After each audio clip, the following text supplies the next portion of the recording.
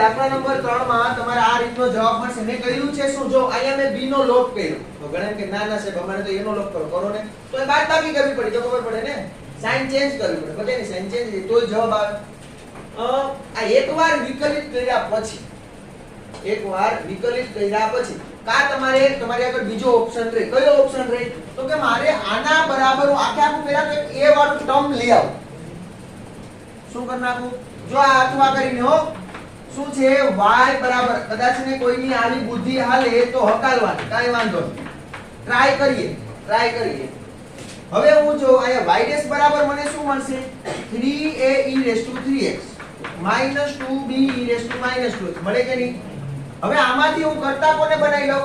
2e -2x બરાબર શું થાય? y બરાબર 3a e3x.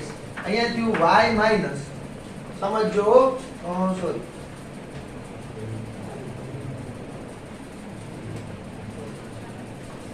માઈનસ ઓફ આની જગ્યાએ -2, આની જગ્યાએ હું મૂકું છું y - a e3x. આટલી ખબર પડી? આમાં કોઈ સ્ટેપમાં નો સમજાવવાનું કરું. મેં કહ્યું છે શું? b e2x આને નામ આપી દો 1, અહીં કારણ લખી દો 1 પર. મેં આ સમીકરણ નંબર 1 ઉપરથી આ છે એને કરતા બનાવ્યું તો y - a e3x આની જગ્યાએ હું મૂકી શકું. હવે જો આનું થોડુંક સિમ્પ્લિફિકેશન આપો એટલે હમણાં તમને સામે દેખાશે શું આવશે. e3x - 2y plus a e3x. હવે શું કરશો? આ બાજુ આવે તો પ્લસ તો y' plus 2y. આ બેમાંથી સામાન્ય શું આવે? a e3x અથવા તો ડાયરેક્ટ થઈ જાય ને, ડાયરેક્ટ અહીંયા 1 છે, ત્યાં તો પ્લસ તો કર્યા 3 ને 4 થઈ જાય ને, માઈનસ માઈનસ પ્લસ 2 પ્લસ આ -2 આ કાઉન્ટ છે, આ માઈનસ માઈનસ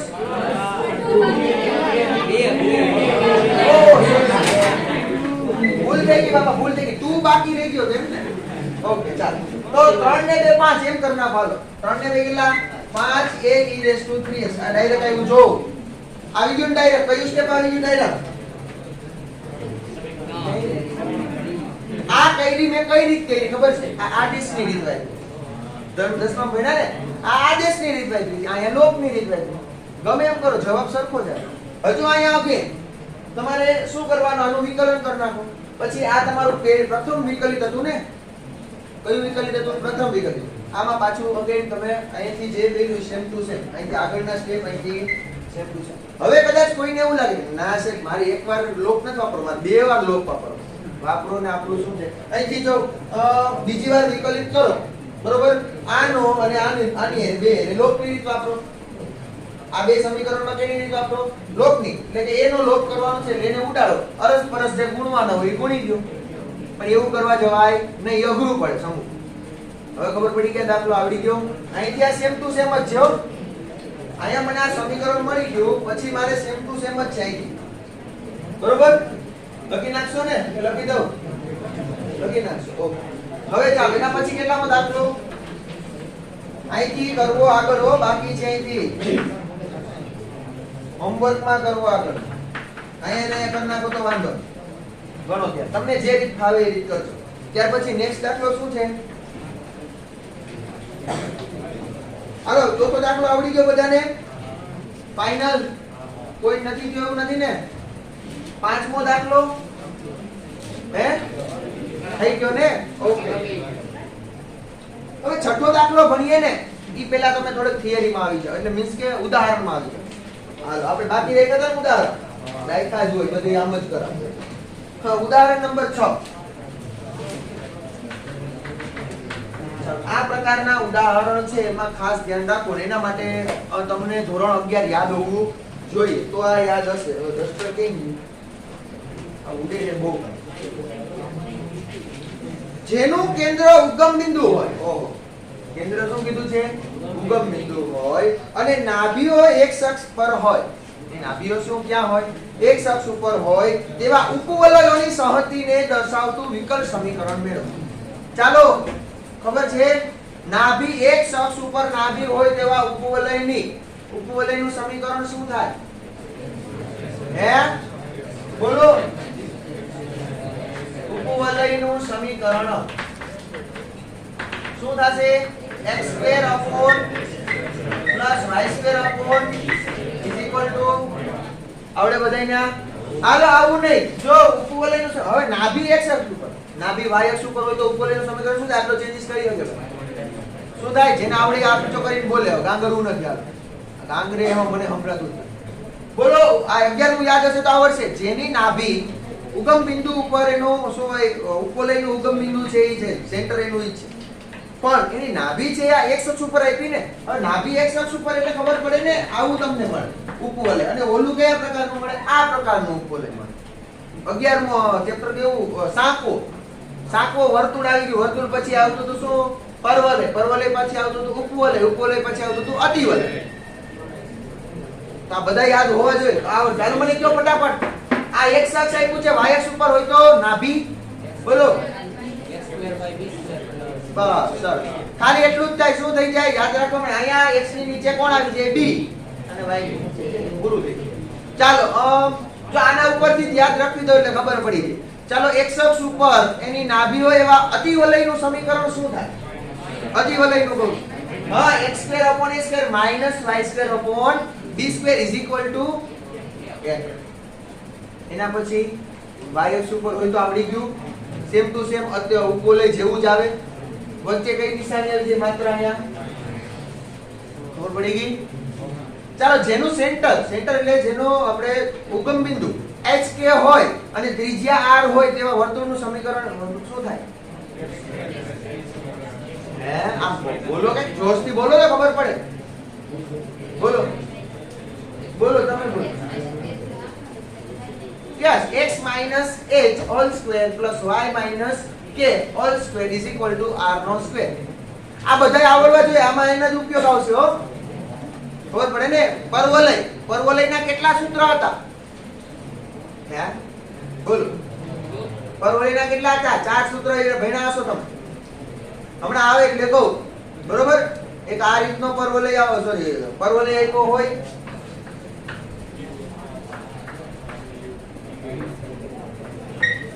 આવા પ્રકારના આપ્યા હોય 4 4, એનું સમીકરણ આવડવું જોઈએ. એમાં positive x negative x, positive y negative y ને આધારે થાતું તમને યાદ હોય. એ હમણાં યાદ રાખી દો. એ આવશે એટલે કહું એટલે યાદ રહી જશે.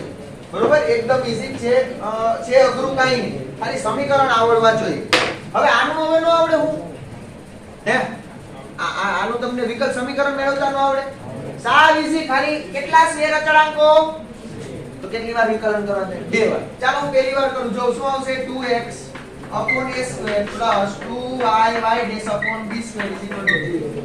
ચાલો ઓલી બાજુ ગયો, આ તો માઈનસ થયું તો 2x upon a square. હવે શું કામ હું માઈનસ કરું છું? અહીંથી ડાયરેક્ટ સાહેબ બીજી વાર કરી નાખો, નો કરાય. હલવાવાના ધંધા ખબર પડે? ડાયરેક્ટ એમ નામ કરી શકાય, કરાય. પછી છે ને એનું જે તમે સાદું રૂપ આપશો ને, બહુ બધું લેન્થી આવશે. બરાબર? એવું કરાય નહીં, ગોટે ચડાય નહીં. 2x upon a square is equal to minus 2y y dash upon b square.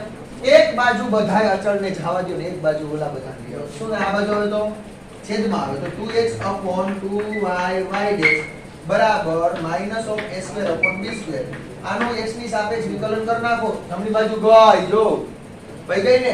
આનું જે વિકલન કરો જે જવાબ આવે તમારું વિકલ સમીકરણ આવી ગયું, પૂરું થઈ ગયું. આવડશે આવું?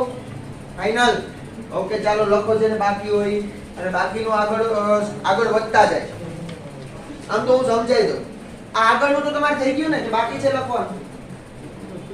આગળનું એવું હોય તો આ બે પાઠ લખી લો. ચાલો ફટાફટ. આ પછી લખશો ચાલશે ને, એ તમે હાથે કરી નાખજો પછી, એમાં કાંઈ છે નહીં. 7મું ઉદાહરણ જો. શું કીધું છે મને? એક અક્ષને ઉગમ બિંદુ આગળ સ્પર્શતા હોય તેવા વર્તુળોની સહજીનું વિકલ સમીકરણ શોધો. એક અક્ષ જો એમાં તમને આકૃતિ એવી ખબર પડશે. જો હવે ને એ તમને એક વસ્તુ મેં કીધી કે મને નથી ખબર. વ્યાપક ઉકેલ હોય ને, વ્યાપક ઉકેલ એ શું દર્શાવતું હોય? તો કે ઈ એની સમીકરણ સહજી દર્શાવતું હોય. એટલે એક એવું વર્તુળ ન મળે, જાજા બધા મળે, જોઈએ એટલા મળે. અને વિશિષ્ટ ઉકેલ છે એ શું દર્શાવતું હોય? એનું કોઈ સ્પેશિયલ તમને બિંદુ આપી દેશે કે આ બિંદુ આગળ ત્યાં સ્થિર અચળાંક નો આપણે કહીએ ને, એટલે તમને શું દર્શાવે? વિશિષ્ટ ઉકેલ એવું દર્શાવે કે કોઈ એક તમને નિર્ધારિત કરી દે. સપોઝ કે વર્તુળ હોય તો એમાં સેન્ટર ફિક્સ કરી દે, બરોબર? અને આમાં તો એક અક્ષના અંતે એટલે જેટલા વર્તુળ જોઈએ એટલા મળે ભાઈ. એક અક્ષના જો મેં તમને આપ્યું છે આવી રીતના આમ હોય તો આ પહેલું વર્તુળ, અહીંયા નાનું વર્તુળ લઈ લો, આવું વર્તુળ લઈ લો, આવું વર્તુળ લઈ લો, જોઈએ એટલા વર્તુળ, બરાબર? એટલે એક શખ્સ છે એને સ્પર્શતા વર્તુળોની સમીકરણ સંહતિની વાત કરી છે. હવે કોઈ એક હું ખાલી એક માટે જ દર્શાવું એટલે તમને ખ્યાલ આવે. હા, વર્તુળ સમજી લેજો ભાઈ.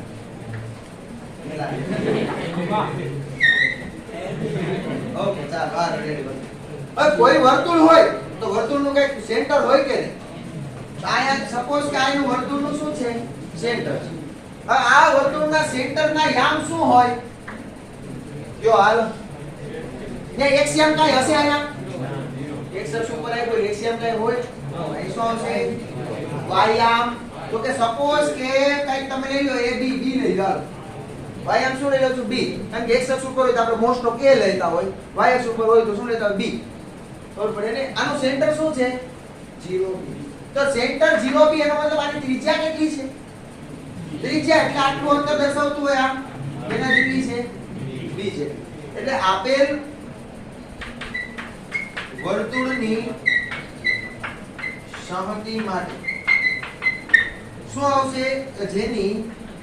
જેનું કેન્દ્ર શું છે? 0b તથા ત્રિજ્યા શું છે? b છે.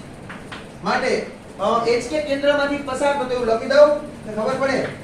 HK કેન્દ્રમાંથી પસાર થતા અને r ત્રિજ્યાવાળા વર્તુળનું સમીકરણ શું થાય? વર્તુળનું સમીકરણ x - h whole square plus y - k whole square = r². ચલો અહીંયા h બરાબર 0, k બરાબર b સ્મોલ b અને r બરાબર ખાલી b.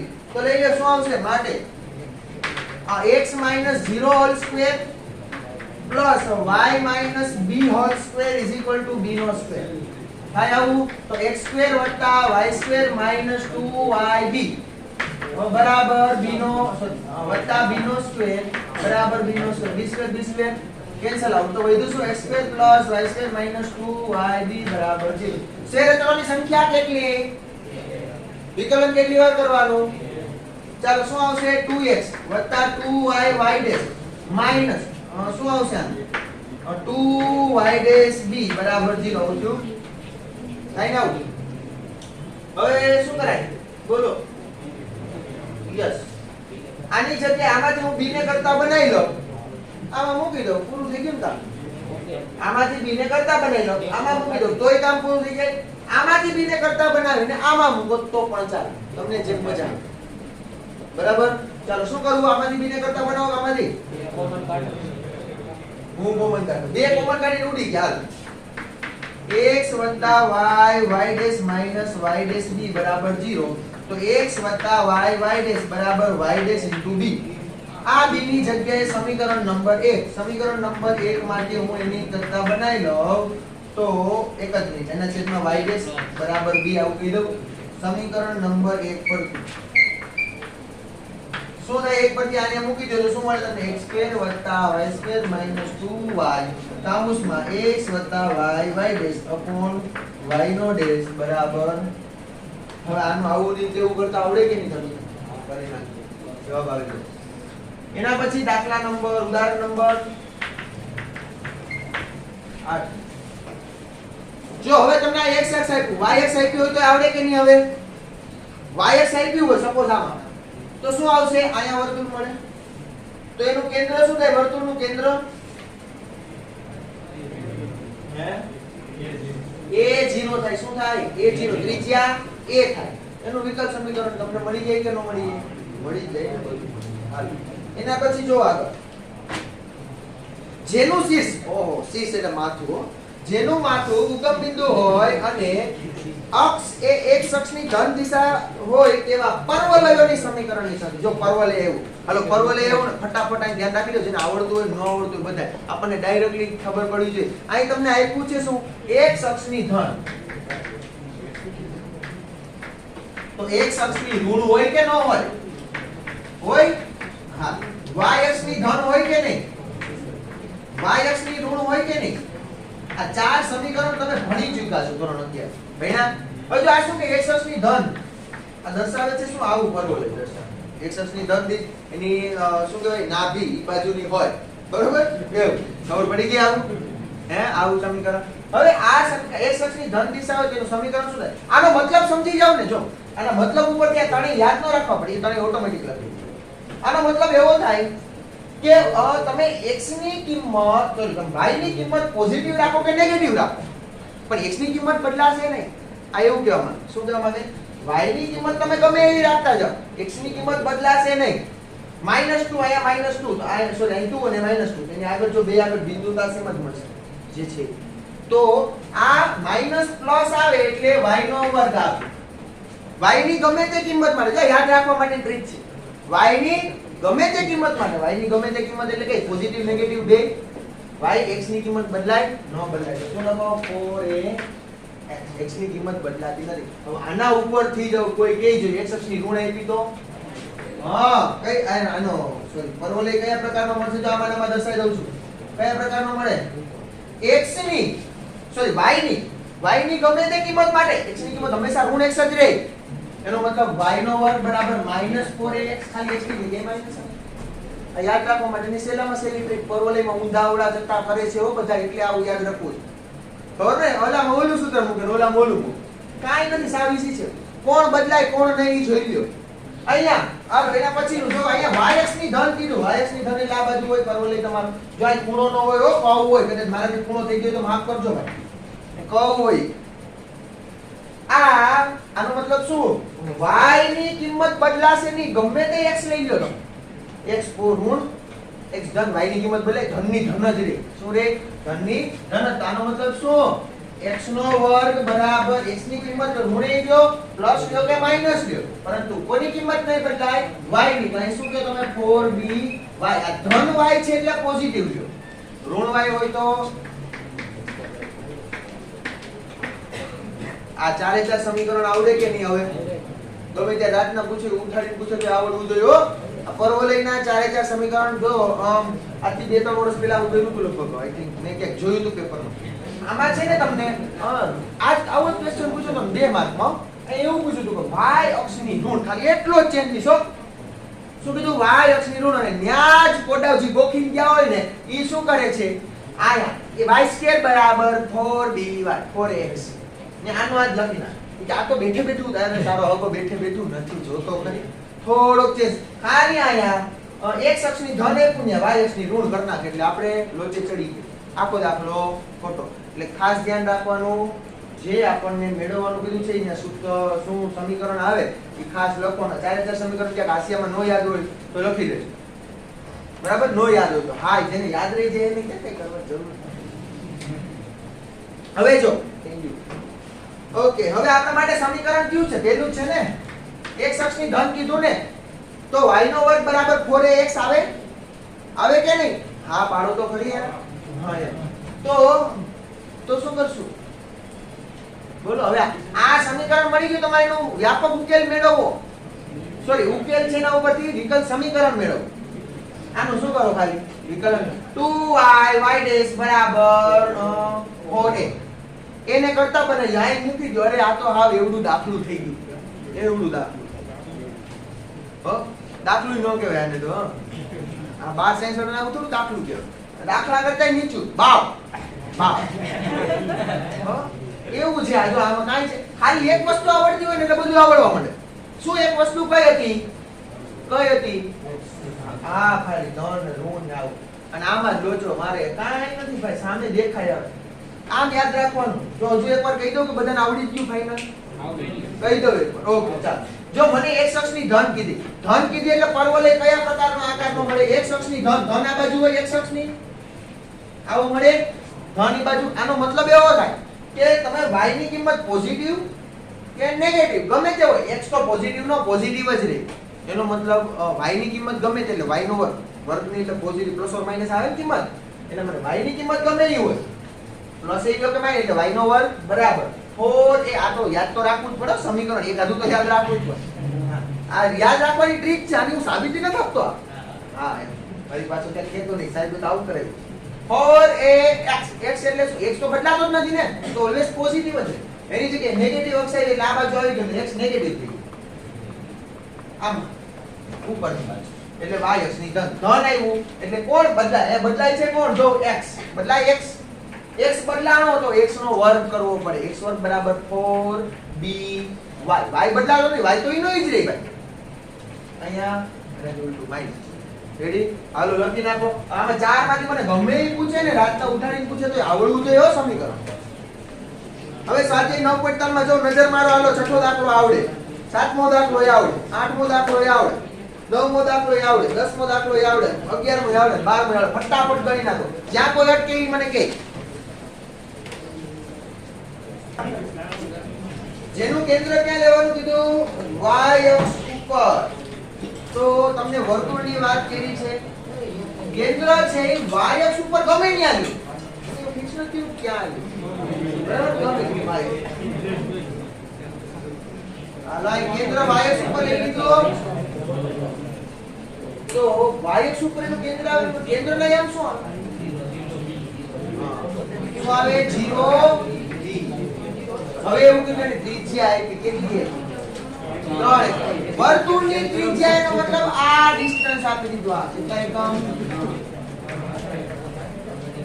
તો સૂત્ર હતું x - a h whole square plus y - b whole square બરાબર r નો સ્ક્વેર 3 નો સ્ક્વેર 9 હવે આનું મેળવો આવું એવું કરો એક જ તમારો ઓલો છે જો એક વખત વિકલન કરો એટલે જવાબ આવે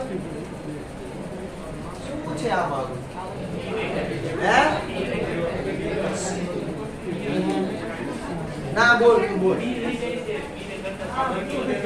ની કિંમત મૂકવાની ક્યાં મૂકશો b ની કિંમત અહીંયા b ની કિંમત મુકાઈએ કે ન મુકાય નહીં એક જ મિનિટ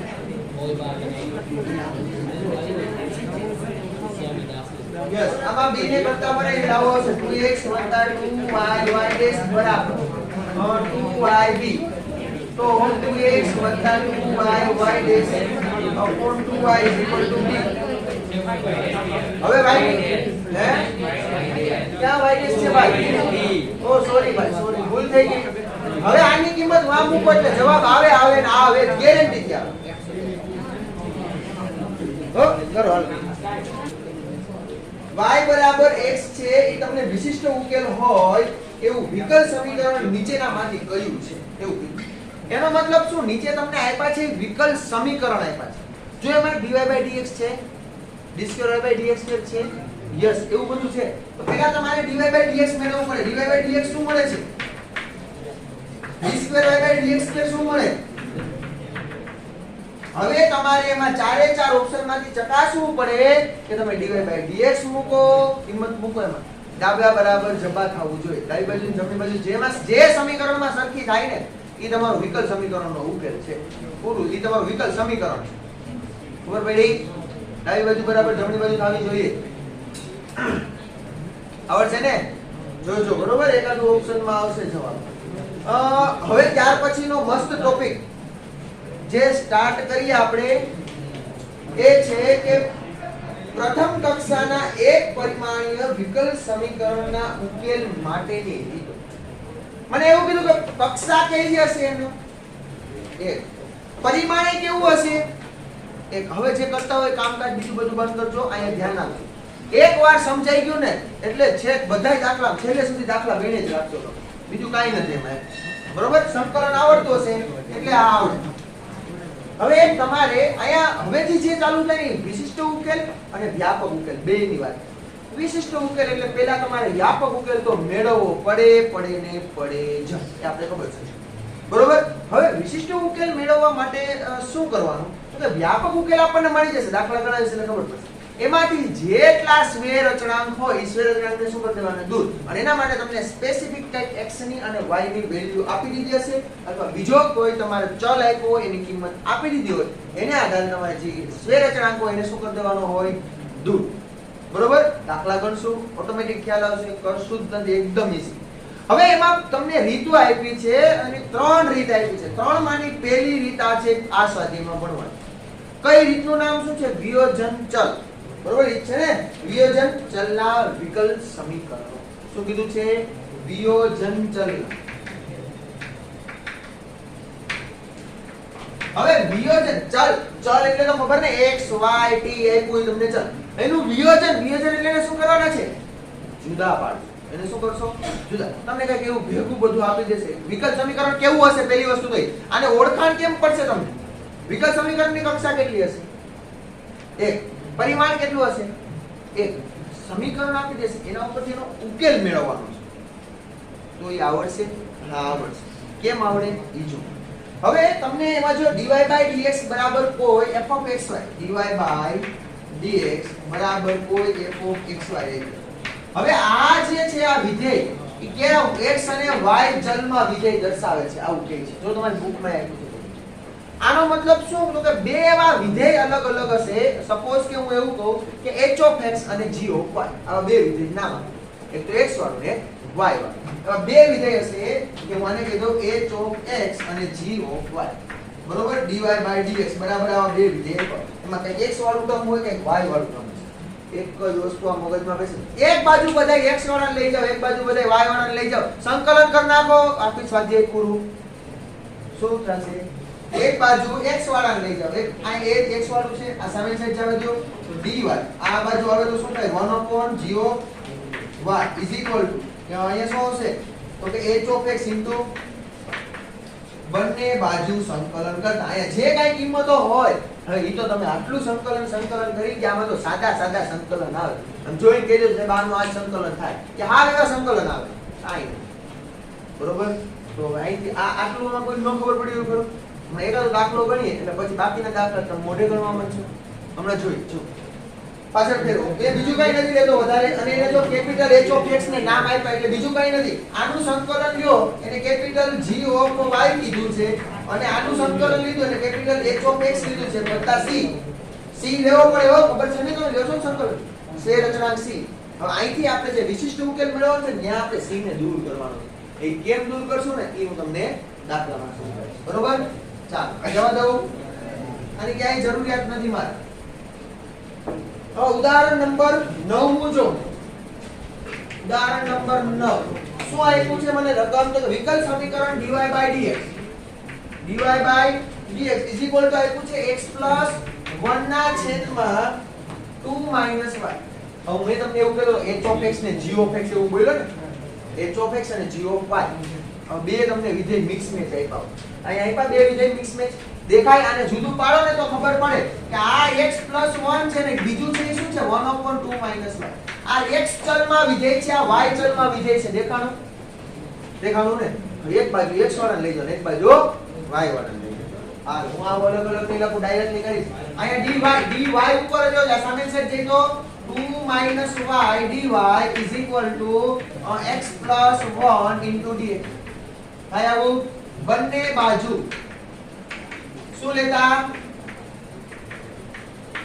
આવું શું કામ મારે dy અને dx ને દૂર કરવા તો હું કેમ કરી શકું એનું સંકલન કરું તો જ કરી શકું ને હા તો ચાલો એનું સંકલન લઈ લો એટલે integration 2 - y dy integration x + 1 dx આનું ઇન્ટિગ્રેશન તો આપણે સાદું જ છે હો જી શું થાય 2y - y²/2 ઘાતમાં એકનો વધારો વધેલી ઘાત છેદમાં આવડે ને આવું x શું હશે x²/2 + x + c હવે તમે c આ બાજુ લખો અને c આ બાજુ લખો બે બાજુ c લખો હવે c + c લખો બે શું કહે તમારા સે રચના તો 2c થાય 2c બરાબર કોઈ ત્રીજો c તમે મૂકી શકો આવું તમે કરતા હતા c' લેતા હતા યાદ છે c' લેતા હોય પછી એને c કહી દેતા બસ આ એવું એટલે હું બે બાજુ c નહીં લખું કોઈ એક સાઈડ c લખી નાખીશ મેં એક સાઈડ c લખી નાખી હવે તમારે કરવાનું શું આવી સાદું રૂપ આપો કઈ તમને દેખાય એ જવાબ આવી ગયો બરાબર આનું શું આપવાનું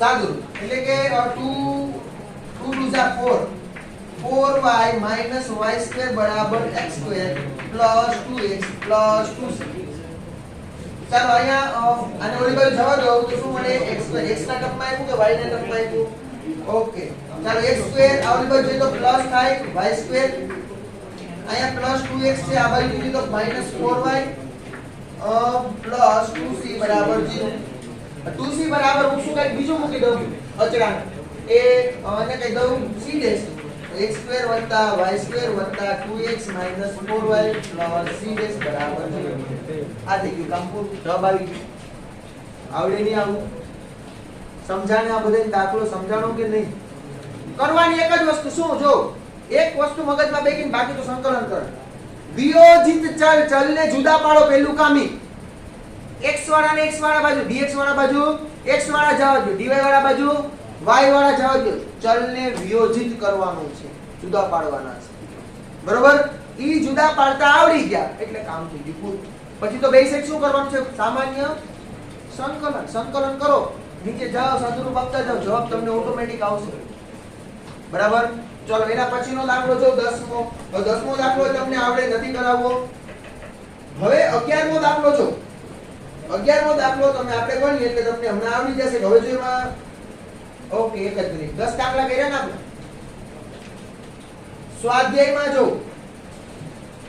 સ્વાધ્યાયમાં 1 થી 10 દાખલાના વિકલ સમીકરણોના વ્યાપક ઉકેલ મેળવો હવે સેમ ટુ સેમ બધું આ જ મેથડ સેમ ટુ સેમ બધામાં આ જ મેથડ કરવાની છે શું કરવાનું છે મેળવવાનું શું છે વ્યાપક ઉકેલ વિશિષ્ટ નથી મેળવવાનું ખાલી માત્ર વિશિષ્ટ જ્યાં મેળવવાનું કે જ્યાં તમને x અને y ની કિંમત હંમેશા માટે આપી દે એટલે કે ચલની કિંમત આપી જ દેશે ભાઈ ખબર પડે ને ચલની કિંમત આપી દે વિશિષ્ટ ઉકેલ કે તો સાવ ઈઝી થઈ ગયું તો 1 થી 10 દાખલા આપણને આવડે કે નહીં આવડે ને આમ સાદું રૂપ આવું આપતા આવડે એક બાજુ x વાળા ભેગા કરતા આવડશે એક બાજુ y વાળા ભેગા કરતા આવડશે બે બાજુ સંકલન કરતા આવડે જે કઈ અટકે ત્યાં મને કહેજો હાલો ફટાફટ 1 થી 10 દાખલા ગણિત નાખો તો